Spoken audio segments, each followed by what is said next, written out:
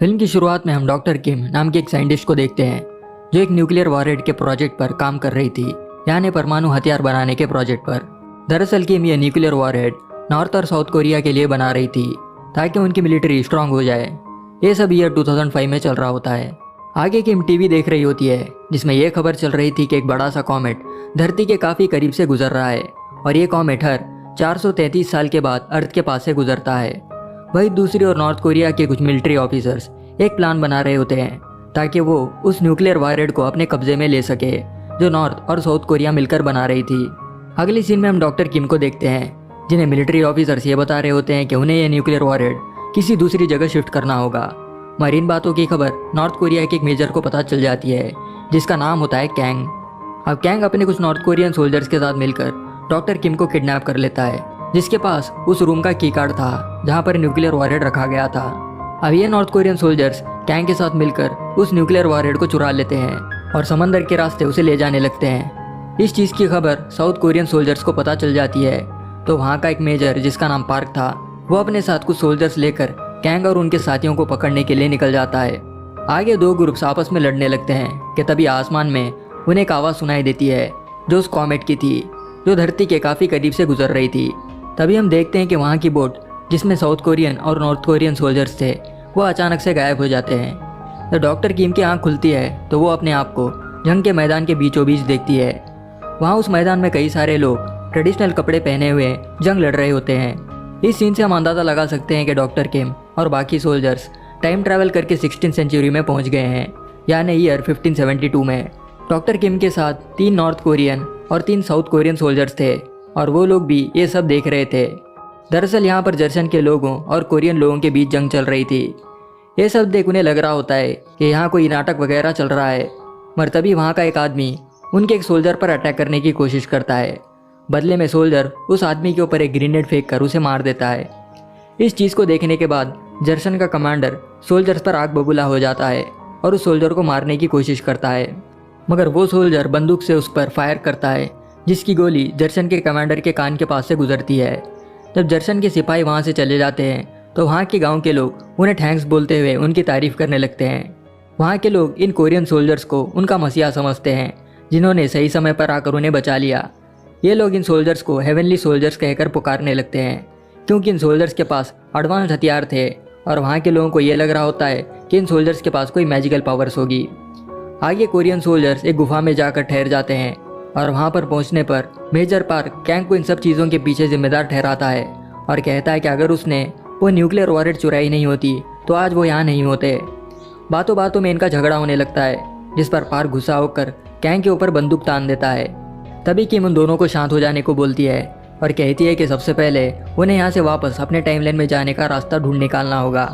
यहाँ पर डॉक्टर किम nuclear warhead को लेकर परेशान थी क्योंकि जब वो यहाँ आए थे तो न्यूक्लियर वॉरहेड उनके पास नहीं था और अगर ये चीज़ किसी गलत इंसान के हाथों लग गई तो सब नष्ट हो जाएगा।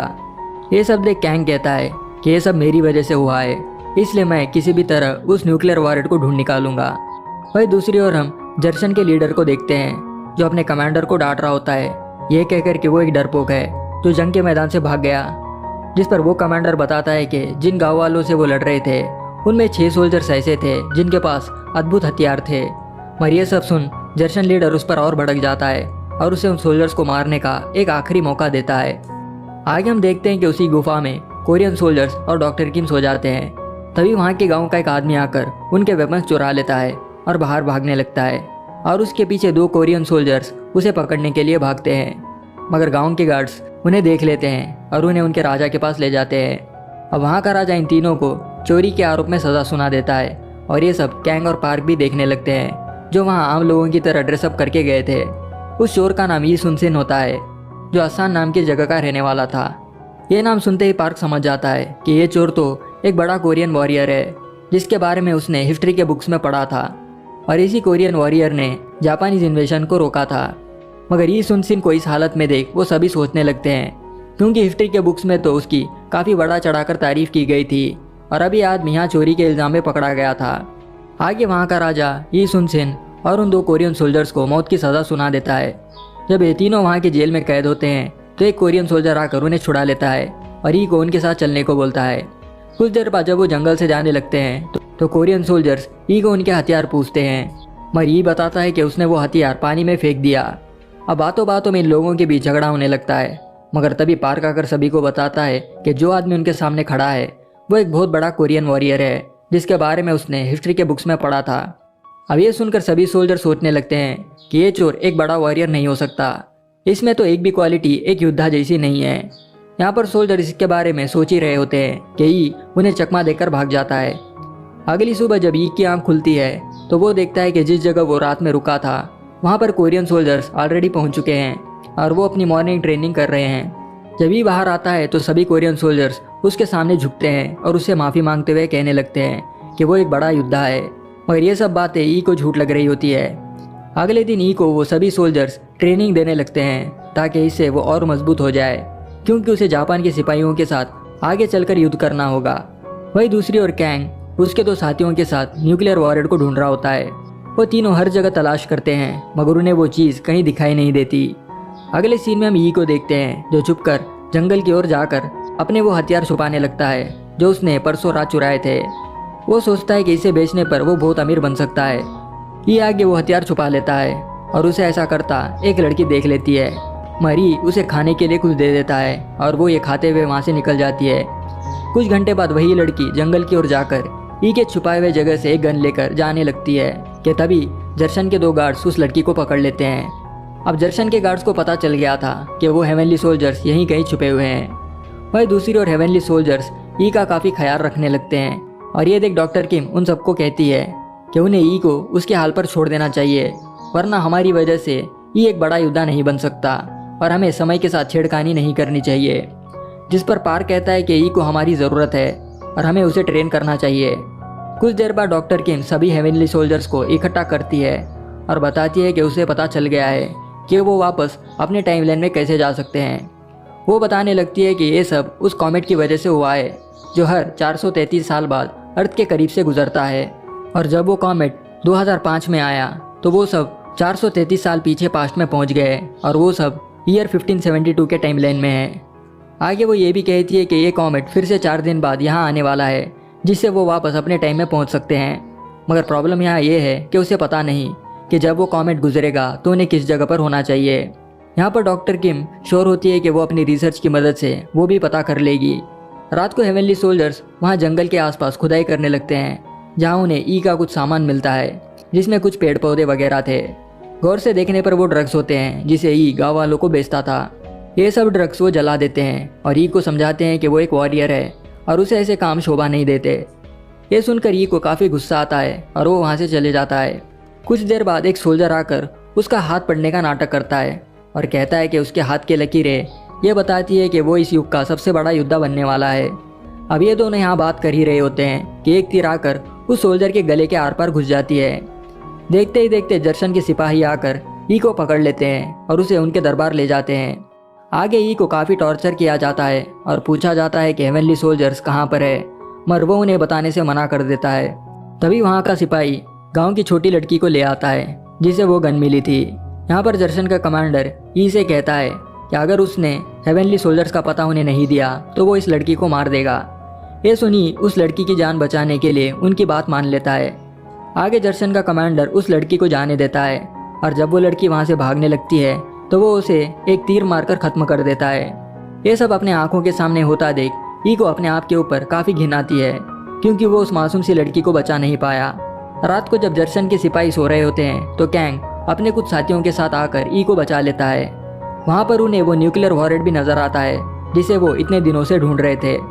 वो आगे इस न्यूक्लियर वॉरहेड को अपने साथ ले जाने लगते हैं, मगर तभी जर्शन के लीडर का बेटा उन्हें वो न्यूक्लियर वॉरहेड चुराता देख लेता है और उन पर हमला करने की सोचता है।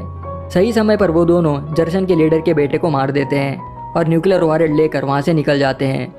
अगली सुबह जर्शन के लीडर को पता चलता है कि उसका बेटा मर चुका है और ई भी फरार हो चुका है। ये सब देखने के बाद जर्शन के लीडर को काफ़ी गुस्सा आता है और वो उनसे अपने बेटे की मौत का बदला लेने की सोचता है। वही दूसरी ओर ई अपने आप पर काफ़ी घिन महसूस करता है क्योंकि उसकी आंखों के सामने उस छोटी लड़की को मार दिया गया था, मगर अब वो सोचने लगता है कि वो जर्शन से उस लड़की के मौत का बदला ज़रूर लेगा। वही डॉक्टर किम उस न्यूक्लियर वॉरहेड के टाइमर को देख रही होती है और उसे ये पता चलता है कि जब वो उनके टाइमलाइन में थे तब न्यूक्लियर वॉरहेड पर टाइमर 10 मिनट का था और अब देखने पर उस पर 5 मिनट है। इससे वो ये पता लगा लेती है कि उनके टाइम का 1 मिनट यहाँ पर 1 दिन के बराबर है। आगे डॉक्टर किम उस न्यूक्लियर वॉरहेड के टाइमर की मदद से आने वाले कॉमेट का एग्जैक्ट टाइम पता कर लेती है। कुछ देर बाद ये सभी हेवनली सोल्जर्स वापस अपने टाइमलाइन में जाने का डिसाइड करते हैं। अगले सीन में हम देखते हैं कि सभी हेवनली सोल्जर्स उनके टीममेट को दफना देते हैं जिसे जर्शन के सिपाहियों ने मार दिया था। तभी वहाँ उस गांव के लोग आकर उन्हें उनके हथियार दे देते हैं जो उन्होंने जंगल में छुपाए थे। वो आगे बताने लगते हैं कि जिस छोटी लड़की को जर्शन के लोगों ने मारा है वो एक अनाथ लड़की थी और उसे गांव के सभी लोग बहुत चाहते थे। अब गांव के सभी लोग बदले की आग में जल रहे होते हैं और उन सोल्जर से मदद मांगने लगते हैं। कैंग आगे आकर बताता है कि वो लोग उनकी मदद करेंगे। आगे हम देखते हैं कि गांव के सभी लोग जंग की तैयारी करने लगते हैं और वही सोल्जर्स एक प्लान बनाने लगते हैं ताकि वो जर्शन के लोगों को मार सके। मगर इस प्लान को लेकर कैंग और पार्क में झगड़ा होने लगता है। ये देखी सामने आकर कहता है ये टाइम लड़ाई झगड़ा करने का नहीं है बल्कि जंग की तैयारी करने का है। कुछ देर बाद ही उन्हें अपनी स्ट्रैटेजी बताने लगता है और कहता है कि दर्शन के लोग पहाड़ी के रास्ते यहाँ आएंगे। वो आगे बताता है कि वहाँ के पहाड़ियों का रास्ता काफ़ी छोटा है और उस पहाड़ी के नीचे से सिर्फ 10 लोग एक बार बाहर आ सकते हैं और तब तक हम उन्हें एक एक करके मार सकते हैं। ये आइडिया सोल्जर्स और गाँव वालों को काफ़ी पसंद आता है। आगे हम देखते हैं कि जंग के 1 दिन पहले डॉक्टर किम को न्यूक्लियर वॉरहेड पर लगा टाइमर तेज़ी से गुजरता हुआ दिखाई देता है। ये देख वो समझ जाती है कि कॉमेट अब किसी भी वक्त अर्थ के ऊपर से गुजर सकता है। अब ये बात डॉक्टर किम सभी सोल्जर्स को बताती है कि उन्हें अब डिसाइड करना होगा कि वो लोग यहाँ रुक कर जंग लड़ेंगे या फिर अपने टाइमलाइन में वापस जाएंगे, जिस पर सभी लोग वापस जाने का डिसाइड करते हैं। उन्हें यहाँ ये लग रहा होता है कि अगर उन्होंने यहाँ रुक कर ई की मदद की तो शायद फ्यूचर बदल सकता है और हो सकता है कि इससे ही फ्यूचर में कभी बड़ा युद्ध ना बने। कुछ देर बाद पार्क ई के पास जाकर उसे भी यहाँ से भाग जाने को बोलता है और कहता है कि उसे आगे फ्यूचर में जापानीज लोगों से जंग लड़नी है। मरिए सुनी वहाँ से भागने से मना कर देता है।